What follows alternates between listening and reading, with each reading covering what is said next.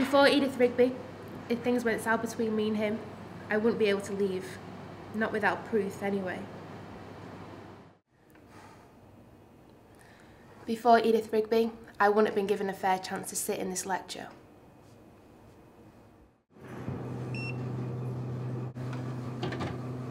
Before Edith Rigby, I wouldn't have been able to buy a drink from the vending machine without needing a man to get it for me.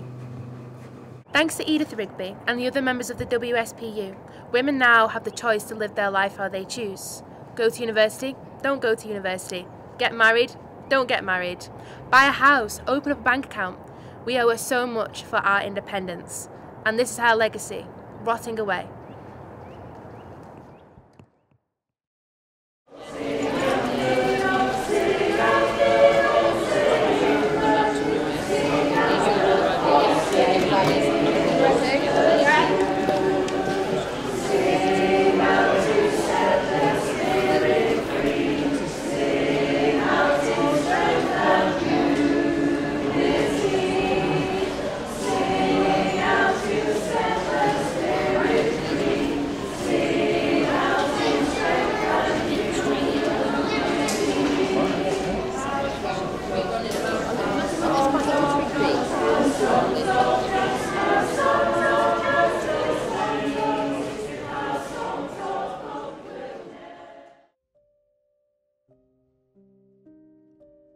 So what we're trying to do is we're trying to keep the memory of Edith alive and, you know, spread that message to the people of Preston, you know, how important it was, not just for women, you know, for all of the people of Preston, for all the good work she did.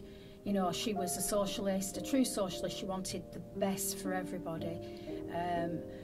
She was a campaigner for women's rights. She was a campaigner for workers' rights. She did so much for the people of Preston, and she never stopped doing that, even after women got the vote on the same terms as men in 1928. She was always doing something for other people. It would have been quite easy for Edith to just have the lovely life of being the wife of a doctor, living on the lovely Winkley Square, going for cups of tea in the afternoon, but she didn't do that.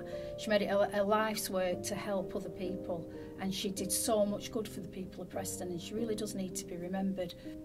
And she deserves better recognition for all the work she did. It was just amazing, the stuff that she did that people don't know about.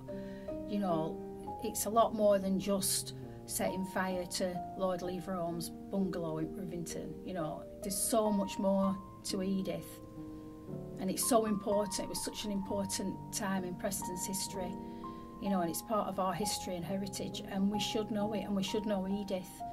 Edith went to prison several times, and she was happy to go to prison. On one occasion, her brother paid a fine, and she wasn't happy about that, because paying a fine didn't bring attention to the cause, so she went out and did something else straight away, so that she got arrested again. I think in total she was arrested and imprisoned about 7 times. She went on hunger strike and thirst strike, and she was force-fed. There's a photograph of Edith somewhere where she's looking really gaunt and thin after she's been hunger striking. It's quite a shocking photo. There aren't many photos of Edith because she didn't like the limelight.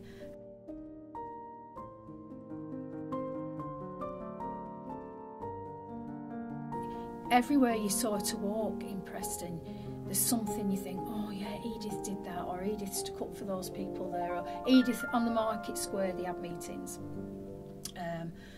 So, you know, she'd have been there, down Cannon Street.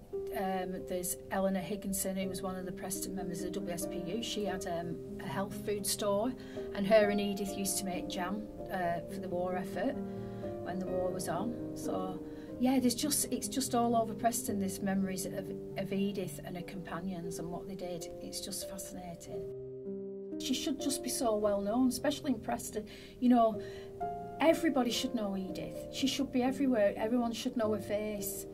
And that's what we aim to do.